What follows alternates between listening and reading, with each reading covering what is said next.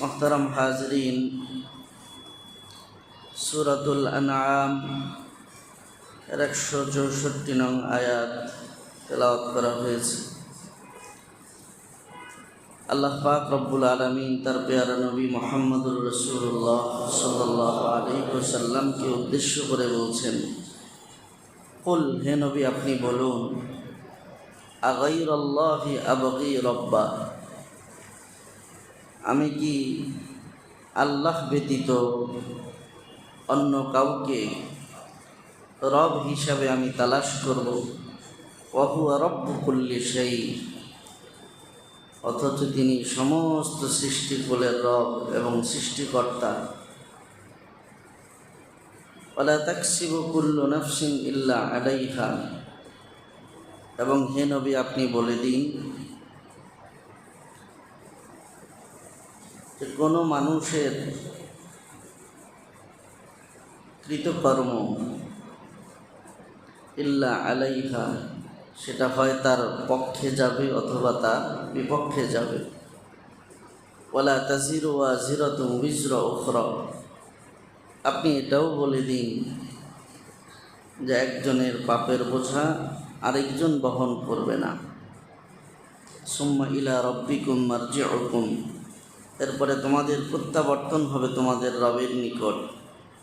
ফায়ুনাব্বিউকুম বিমা কুনতুম ফীহি তাখতালিফুন, এরপর তিনি তোমাদেরকে তোমাদের অবস্থা সম্পর্কে অবগত করবেন। এই আয়াতের মধ্যে আল্লাহ পাক রব্বুল আলামিন তার হাবিবের জবানে তিনটি কথা আমাদেরকে জানিয়েছেন। প্রথম কথা, আল্লাহ পাক নবীর ভাষায় বলাতে চাচ্ছেন যে হে নবী আপনি বলুন যে আল্লাহ ব্যতীত অন্য কাউকে রব হিসাবে আমি তালাশ করব, এমনটা কখনো আমার দ্বারা সম্ভব নয়। কারণ রব হওয়ার যোগ্যতা, রব হিসাবে কাউকে মেনে নেওয়ার মতো আসমান জমিনে একজনই আছেন, তিনি হলেন আমার আল্লাহ।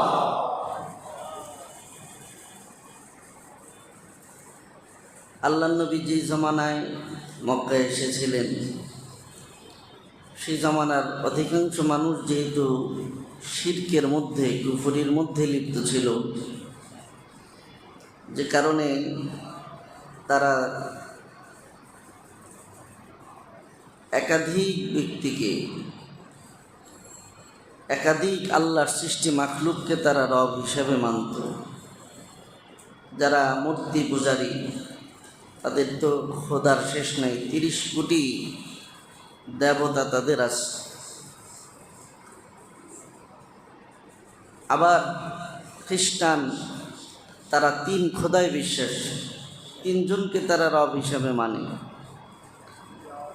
এদের মোকাবেলায় আল্লাহ পাক রব্বুল আলামিন, এদের মোকাবেলায় নবীকে আল্লাহ তাআলা বলাচ্ছেন যে আপনি বলুন যে রব হিসাবে গ্রহণ করার যোগ্য একজনই, রব হিসাবে মানার যোগ্য একজনই, তিনি হলেন আমার আল্লাহ। তাকে ছাড়া অন্য কাউকে আমি রব হিসাবে মেনে নিতে পারবো না।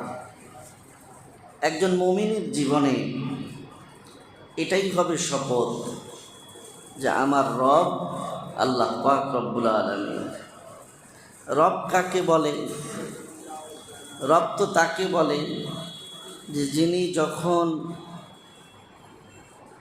যার যে জিনিস প্রয়োজন চাওয়ার আগেই যিনি দিয়ে দেন, চাওয়ার আগেই যিনি ব্যবস্থা করে দেন, তার নাম হলো রব। যার যখন যেই জিনিস যতটুকুন প্রয়োজন চাওয়ার আগে যিনি ব্যবস্থা করে দেন, তার নাম রব। এই যোগ্যতা, এই ক্ষমতা আল্লাহ ছাড়া আর কারো আছে? এ কারণে আমার আপনার আসল প্রতিপালক, রব শব্দের বাংলা অর্থ হলো প্রতিপালক। আমার আপনার আসল প্রতিপালক হলেন আল্লাহ পাক। যদিও মা বাবা ছোট্টবেলায় আমাকে লালন পালন করেছেন, কিন্তু আমাদের মা বাবাও আমাদের প্রতিপালক নন। লালন পালন তারা করেছেন ঠিক, কিন্তু তারা আমার আসল প্রতিপালক নন। কারণ এর মূলে তো আল্লাহ পাক রব্বুল আলামিন। তিনি মা বাবার অন্তরে সন্তানের প্রতি মায়া দিয়েছেন বলে, সন্তানের প্রতি দয়া দিয়েছেন বলে। কি সমস্যা? হ্যাঁ, মহিলাদের এখানে আওয়াজ যায় না, চেক করেন যে, দেখেন যে চেক করেন কি সমস্যা, কেন যাচ্ছে না একটু দেখেন, উপরে যে দেখেন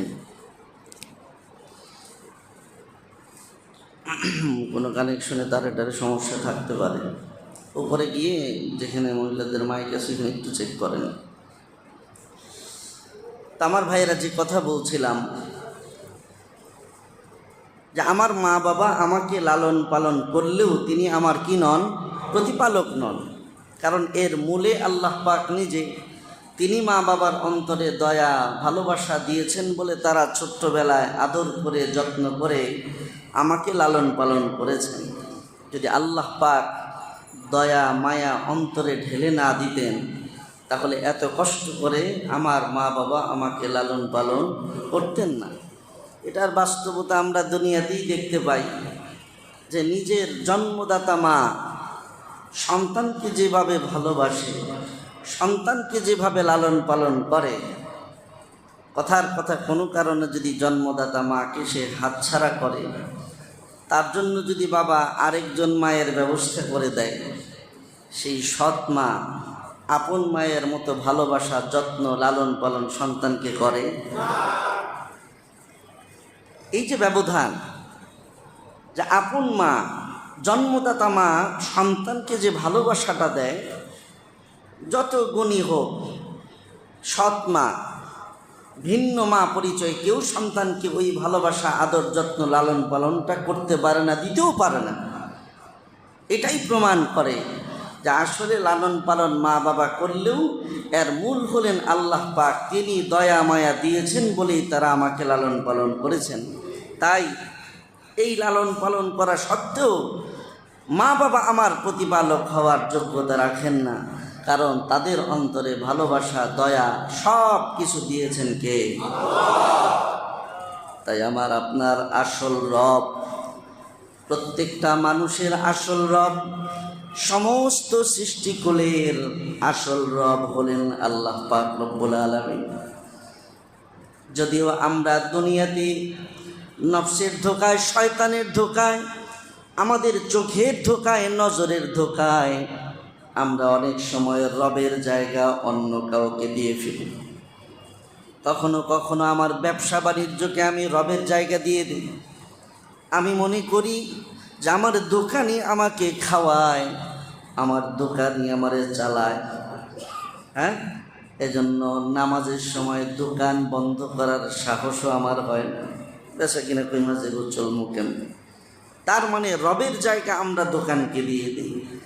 কিন্তু আমার ভাই, আসল রব আল্লাহ পাক রব্বুল আলামিন, তিনি আমার আসল প্রতিপালক। এই ভরসা, এই বিশ্বাস যদি কোনো মুমিন আল্লাহ পাকের উপরে আনতে পারে, মৃত্যু পর্যন্ত রাখতে পারে, তাহলে খোদার কসম আল্লাহ পাক পানির নিচে থাকা মৎস্যকুলকে যেভাবে লালন পালন করে প্রতিপালন করে তাদের রিজিকের ব্যবস্থা করে তাদেরকে বাঁচিয়ে রেখেছেন, সেই আল্লাহ পাক আমাকে আপনাকেও রিজিক দিয়ে সেভাবেই বাঁচিয়ে রাখবেন। ঠিক কিনা? বিশ্বাস ভরসা ওইভাবে আল্লাহ পাকের উপর রাখতে হবে, আনতে হবে। আমাদের বিশ্বাসের ঘাটতির কারণে, আমাদের ভরসার ঘাটতির কারণেই মাঝে মাঝে আল্লাহ পাক আমাদেরকে ভোগান, আমাদেরকে শাস্তি দেন। যেমন বিশ্বাস রাখি তেমন ফল পাই, যার যেমন বিশ্বাস ফলাফলটাও তেমনই হবে। এজন্য রব একজনই, আমার প্রতিপালক একজনই। এই গভীর বিশ্বাসটা অন্তরের মধ্যে বদ্ধমূল করা এবং এ ভরসাটা নিয়েই মৃত্যু পর্যন্ত থাকা, এটা আমার আপনার ঈমান। দুনিয়াতে যত মানুষের উপর ভরসা করি না কেন, যত মানুষের উপরে আস্থা রাখি না কেন, একটু চিন্তা করলে দেখবেন যে ঘুরে ফিরে শেষমেশ আল্লাহর উপরেই ভরসা রাখি, আল্লাহকেই আমাদের ডাকতে হয়। আমি অসুস্থ হলাম, তা আমার সন্তানরা, আমার আত্মীয় স্বজনরা, আমি স্ত্রী হলে আমার স্বামী, সবাই মিলে আমাকে ডাক্তারের কাছে নিল। ডাক্তার অনেক চিকিৎসা করলে, সবাই আমার চতুর্পাশে আস, কিন্তু সুস্থতা আসতেছে না। তখন বিছানায় শুয়ে রোগীটা অন্য কারো উপরে আর ভরসা রাখে না, ডাক্তারের উপরেও তার নজর থাকে না। তখন অটোমেটিক তার মন দিল, তার নজর চলে যায় আল্লাহর দিকে। তখন সেটাকে, আল্লাহ তুমি আমাকে বাঁচাও, ঠিক না? যখন সব দিক থেকে চেষ্টা করে সমাধান মিলে না, চতুর্দিকে দৌড়াদৌড়ি করেও যখন কাঙ্ক্ষিত সমাধান আসে না, তখন মানুষ শেষমেশ তার আসল রবকেই ডাকে, আসল রবের দিকেই ফিরে যায়।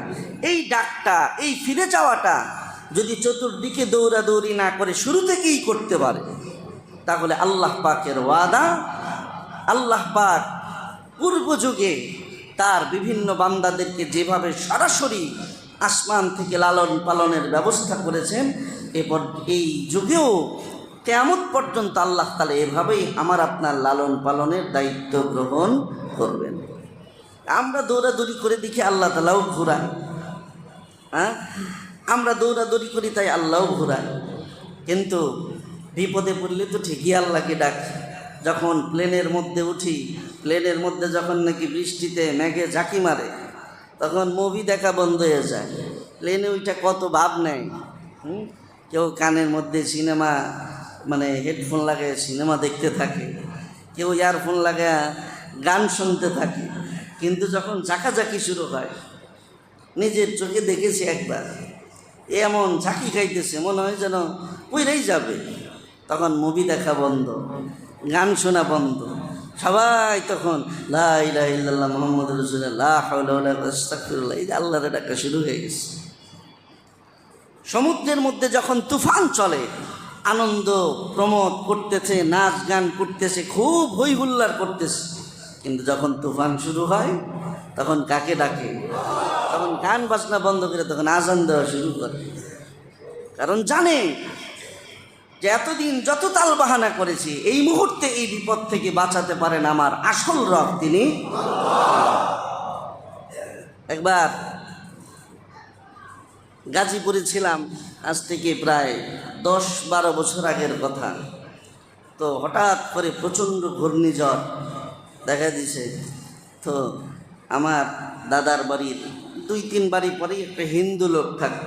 আমার মনে আছে, ওই প্রচণ্ড ঝড় যখন শুরু হয়েছে, ওই হিন্দু লোকটা এসে তখন আমার চাচাকে বলতেছে যে জোরে জোরে আজান দেন, জোরে জোরে মাইকে আজান দেন, আমরাও যেন শুনতে পাই, আমাদের ঘর পর্যন্ত, আমাদের বাড়ি পর্যন্ত যেন আজান যায়, একটু জোরে জোরে আজান দেন।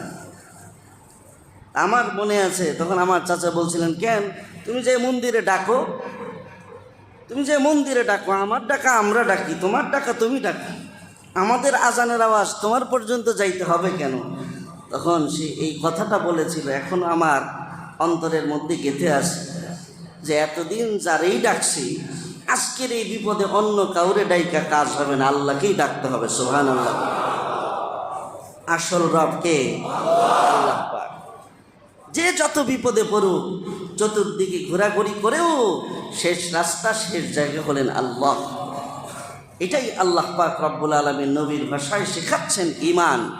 কুল আগাইরাল্লাহি আবগি রাব্বান ওয়া হুয়া রাব্বু কুল্লি শাই ওয়া লা তাকসিবু কুল্লু নাফসিন ইল্লা আলাইহা ওয়া লা তাজিরু ওয়াজিরাতুন উযরা উখরা সুম্মা ইলা রাব্বিকুম মারজিউকুম ফায়ুনাব্বিউকুম বিমা কুনতুম তা'মালুন। যে হে নবী, আপনি বলুন, আমি আল্লাহ ছাড়া অন্য কাউকে রব হিসাবে আমি স্বীকার করি না, কারণ তিনি আমাকে রিজিক দান করেন, তিনি আমাকে আহার দান করেন, আমার পিপাসা নিবারণ করেন।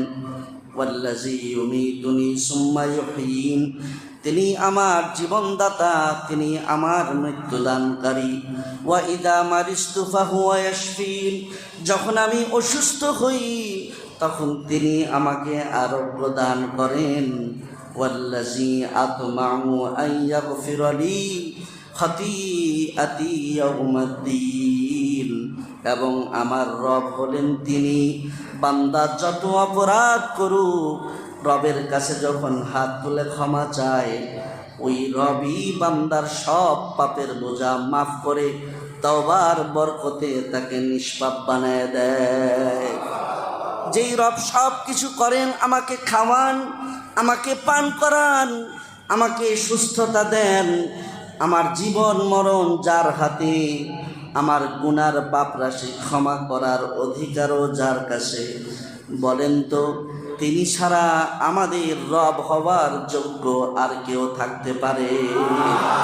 তাই আওয়াজ করে বলেন আমাদের রব কে?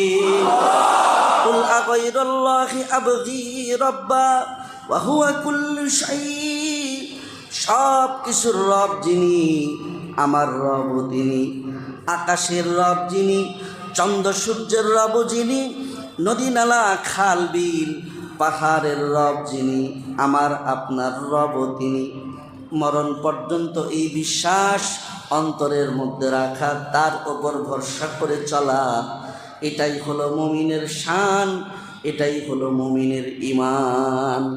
আল্লাহ পাক শিখাচ্ছেন।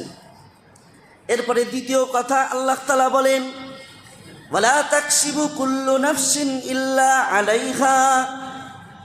এই দুনিয়ার মানুষ ভালো করে শুনে রাখো, প্রত্যেকের কাজ, প্রত্যেকে যেই কাজ করে, যে কামাই করে, তার প্রত্যেক দিনের কাজটা দুই ভাগে বিভক্ত হয়ে যায়।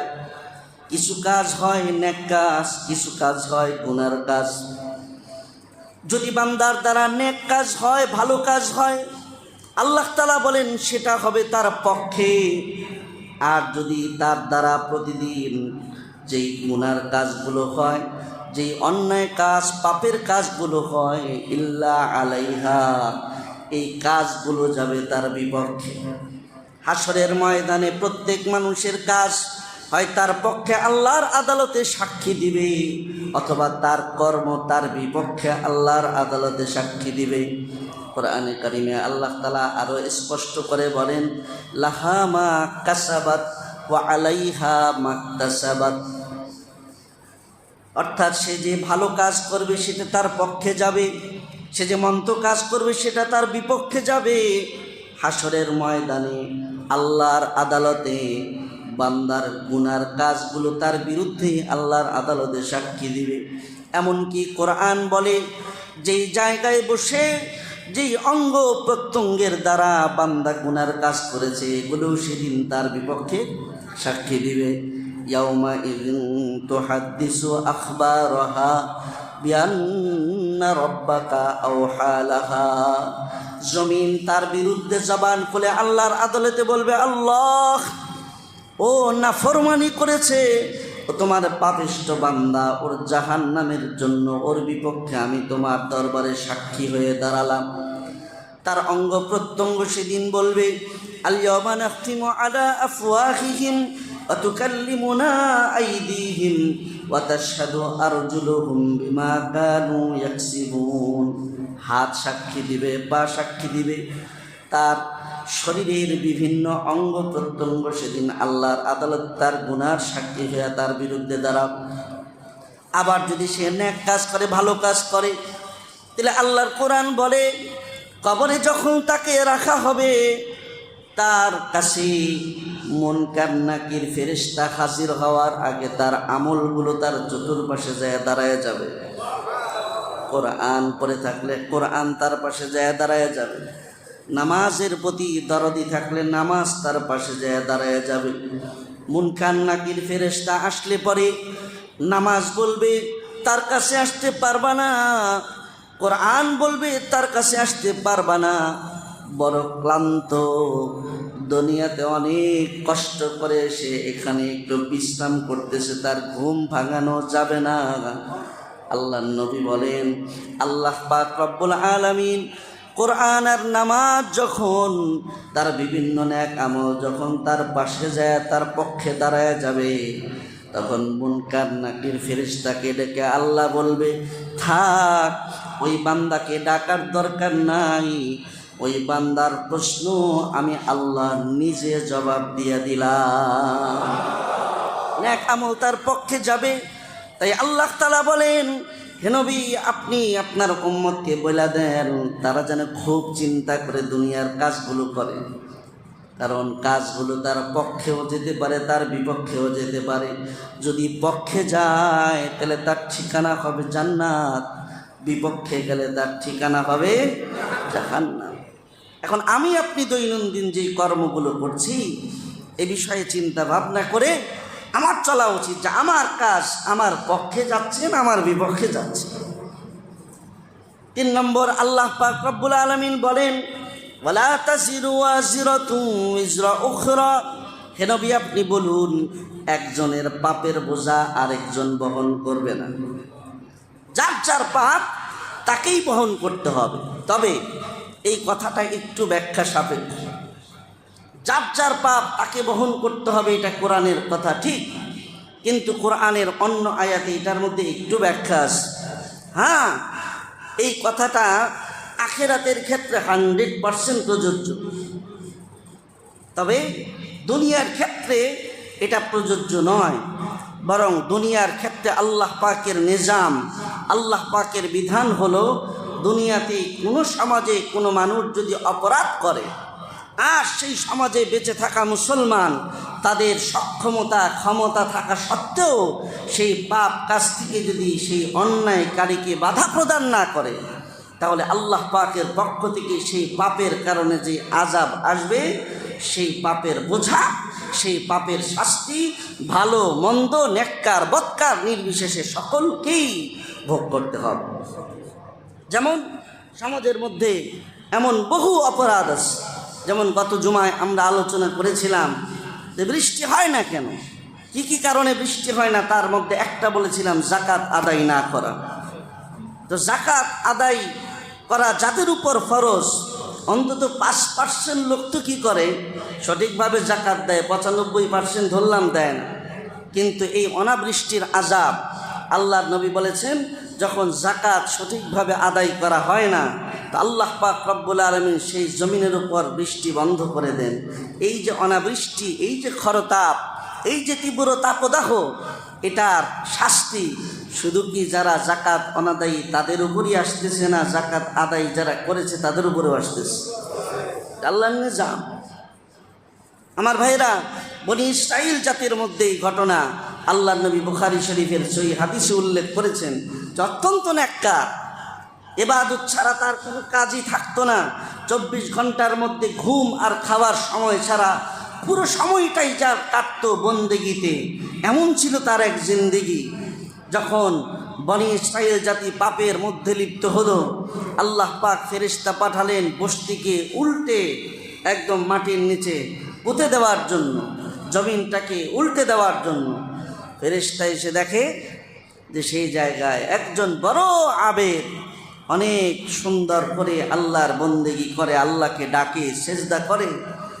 ফেরেশতা মনে মনে চিন্তা করে, আল্লাহ পাক পাঠাইছেন জমিনটাকে উল্টে দেওয়ার জন্য, যদি জমিন উল্টে দেই তো পাপিষ্ঠদের ভিড়ে এই আবেদ, এই নেককার লোকটাও তো ধ্বংস হবে, এই নেককার লোকটাও সে শাস্তি পেয়ে মরবে। এটা তো হওয়া যায় না। আল্লাহর কাছে আবার ফেরত দিস, যা বলে আল্লাহ জমিন উল্টায় দিতে বলেছেন, কিন্তু সেখানে যায় দেখি একজন নেককার আবেদ কি সুন্দর করে আপনাকে ডাকে, কত ভালোবেসে আপনার বন্দেগি করে। জমিন উল্টায় দিলে তো ওই লোকটাও মরবে, এখন আপনি ফয়সালা দান করেন কি করুন। আল্লাহ তাআলা বললেন, আমার নির্দেশ আগে যা ছিল তা এখনো বহাল। তুমি আমাকে যেই আবেদের ঘটনা শোনালে, আবেদের ওই ঘটনার কারণে আমার নির্দেশে আদেশে কোনো পরিবর্তন হবে না, আগেরটাই কার্যকর করো। কিন্তু ফেরেশতার দিলে খটকা, আল্লাহ এমন একজন নেককার আবেদ, তার কি অপরাধ, তার কি অন্যায় যে পাপিষ্ঠদের কারণে তাকেও এই শাস্তি ভোগ করা লাগবে। আল্লাহ পাক রব্বুল আলামিন ফেরেশতাকে বললেন, হ্যাঁ, ওই বান্দাটা অনেক নেককার, বড় আবেদ, অনেক বন্দেগি তার জিন্দিগিতে আসে, কথা ঠিক, কিন্তু সে তার নিজের ইবাদতে নিজে ব্যস্ত। সমাজে যে হাজারো মানুষ পাপ করে আবার নাফরমানি করে, তাদেরকে বাধা দান করাটাও যে তার দায়িত্ব ছিল, সেই দায়িত্ব সে পালন করে নাই। এ কারণে তার একার বন্দেগি আজকে আযাব থেকে বাঁচাতে পারবে না, বরং তাকে সহ জমিনকে উল্টে দাও। তার মানে কোনো জমিনের মধ্যে যখন এক শ্রেণীর মানুষ নেক কাজ করে সেটা তো ভালো, কিন্তু আরেক শ্রেণীর মানুষ যখন অন্যায়, পাপাচার, সীমালঙ্ঘন, জুলুম, নির্যাতনে লিপ্ত হয়, তাদের ব্যাপারে যখন ওই নেককার মানুষেরা কোনো চিন্তা ফিকির না করে, তাদেরকে বাধা দান না করে, তাদেরকে ফিরে আনার জন্য কোনো চেষ্টা যখন না করে, তখন আল্লাহর আযাবের ফয়সালা নেককার বদকার নির্বিশেষে সকলের জন্য অবধারিত হয়ে যায়। এ কারণে দুনিয়ার ক্ষেত্রে বিধান হলো, একজনের পাপের বোঝা, একজন করে পাপ আর শাস্তি পায় সবাই। এটা দুনিয়ার বিধান। কিন্তু আখিরাতের ক্ষেত্রে বিধান হলো, আপনি যারে খুশি করার জন্য পাপ করলেন, যার নির্দেশে কোনো পাপ করলেন, হাসরের ময়দানে সে আপনার পাপের বোঝা বহন করবে না, আপনার গুনার ঘাটতি আপনাকেই নিতে হবে। তবে আল্লাহর কোরআন বলে ওয়াল্লাযীনা আমানু ওয়াত্তাবা'তুহুম যুররিয়্যাতুহুম বিঈমানিন আলহাকনা বিহিম যুররিয়্যাতাহুম ওয়া মা আলাতনাহুম মিন আমালিহিম মিন শাইইন কুল্লু ইমরিইন বিমা কাসাবা রহিন। যারা ঈমান আনলো এবং তারা ঈমান আনার পর তাদের বংশধর, তাদের সন্তান সন্ততি, তারা যদি তাদের পিতৃপুরুষ, তাদের বাপ দাদার অনুসরণে তারাও যদি ঈমানের পথে চলে, তবে ওয়ামা আলহাকনা বিহিম মিন শাই, তাদের পিতামাতা যেইভাবে ভালো কাজ করেছে, দিনের পথে চলেছে, সেইভাবে না, ব্যবধান আছে। তারা যদি চলে থাকে 100%, তো তাদের সন্তানরা চলে 50%। কথার কথা আল্লাহ তাআলা বলেন, হাসরের ময়দানে বাবা মা তাদের নেক কর্মের কারণে তো অনেক বড় জান্নাতের মালিক হবে, কিন্তু সন্তানরা ঈমানের পথে ছিল, বিপদগামী ছিল না। ঈমানের পথে ছিল যারা, তারা কিন্তু আমল কম থাকার কারণে তারা অনেক নিচার দরজায় আছে। তখন আল্লাহ পাক রব্বুল আলামিন বলেন, হাসরের ময়দানে চিত্রটা হবে এমন যে জান্নাতি বাবা মারা সন্তানদের নিম্ন অবস্থা দেখে আল্লাহর কাছে তারা বলবে, আল্লাহ, আমরা তো পিতামাতা, আমরা অনেক সুন্দর জান্নাত পেয়েছি, কিন্তু আমাদের সন্তান সন্ততি ওরা ঈমানের উপর ছিল ঠিক, কিন্তু আমাদের মতো আমল করতে পারে নাই, তাই আমাদের মতো জান্নাতের ফ্যাসিলিটি, সুযোগ সুবিধা, অবস্থান তারা পায় নাই, তারা অনেক নিচে আসে। কিন্তু মনটায় চায় যে সন্তানকে আমরা জন্ম দিয়ে লালন পালন করেছি, জান্নাতে সেই সন্তানদেরকে নিয়ে একসাথে থাকি, কিন্তু আল্লাহ আমরা তো অনেক উপরে, আমার সন্তানরা তো অনেক নিচে, আল্লাহ তাদেরকে আমাদের সাথে মিলাইয়া দেওয়া যায় না। আল্লাহ পাক কোরআনে বলেন, ওয়ামা আলহাকনা বিহিম মিন শাইই ওয়ামা আলাতনাহুম মিন আমালিহিম মিন শাইই কুল্লু ইমরিইন বিমা কাসাবা রহিন। যদি পিতামাতার নেককার হয় আর তাদের সন্তান সন্ততিরা যদি ওই রকম নেককার হতে নাও পারে, কিন্তু ঈমানের পথে, ঈমানের উপর থেকে যদি মৃত্যুবরণ করে, তো হাসরের ময়দানে পিতামাতার নেক আমলের বরকতে আল্লাহ তাআলা সন্তানদেরকে অনেক নিজের জান্নাত থেকে তুলে, পিতামাতার নেক আমলের বরকতে আল্লাহ তাআলা তাদের সাথে সন্তানদেরকে জান্নাত দিয়ে দিবে। অর্থাৎ পিতামাতা নেক আমল করলে সেটার সুফল সন্তানরাও পাবে। তার বিপরীতে আল্লাহ আবার কোরআনে বলে, লিয়াহমিলু আওজারহুম কামিলাতান ইয়াউমাল কিয়ামাহ ওয়া মিন আওজারিল্লাযিনা ইউযিল্লুনাহুম বিগাইরি ইলম ومن أوزار الذين يضلونهم بغير علم ألا ساء ما يزرون। যারা দুনিয়াতে পাপ কাজ করে, যারা দুনিয়াতে অন্যায় কাজ করে এবং অন্যায় কাজ অন্যকে করানোর ব্যাপারে নেতৃত্ব দান করে, নিজে তো পাপের পথে চলেই, সমাজে নানান পাপ চালু করার ব্যাপারে তারা নেতৃত্ব দেয়, তাদের নেতৃত্বে আরও শতাধিক মানুষ, আরও কিছু মানুষ পাপ কাজে লিপ্ত হয়।